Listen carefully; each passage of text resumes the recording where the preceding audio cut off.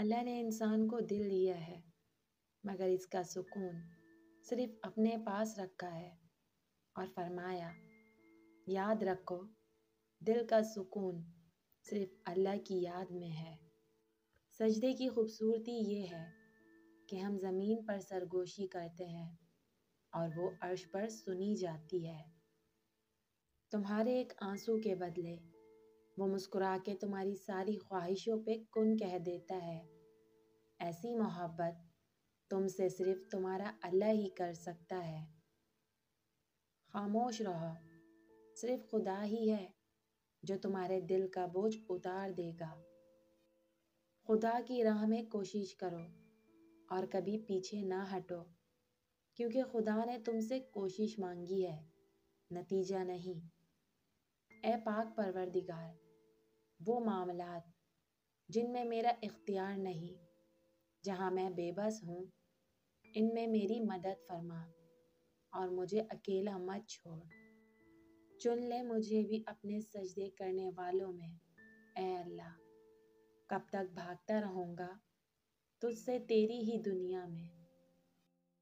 کبھی کبھی لگتا ہے کہ کوئی نہیں میرا، پھر یاد آتا ہے کہ ارے نہیں، اللہ ہے نا۔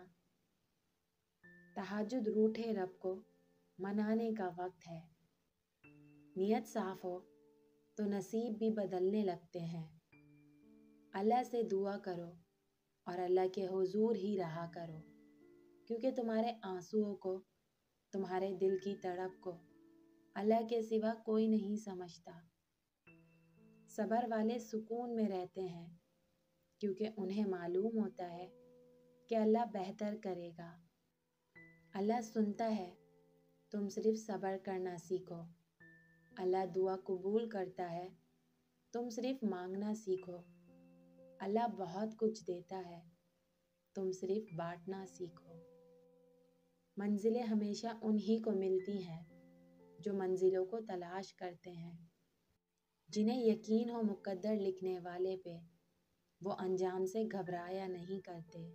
اللہ امتحان لیتا ہے تاکہ صابر بنو، آزمائش میں ڈالتا ہے تاکہ اس کے شکر گزار رہو، رلاتا ہے تاکہ صاف دل رہو، چپ بھی کرواتا ہے تاکہ اس پر یقین رکھو۔ کچھ رشتے اللہ تعالیٰ خود ختم کرواتا ہے تاکہ ہماری زندگی خراب نہ ہو سکے۔ بے شک وہ جو کرتا ہے بہتر کرتا ہے۔ جب کسی کو چیخ چیخ کر احساس دلاؤ گے کہ تم میرے لیے اہم ہو، تو وہ اپنے آپ میں بڑا ہوتا جائے گا اور تم اس کے لیے غیر اہم ہوتے جاؤ گے۔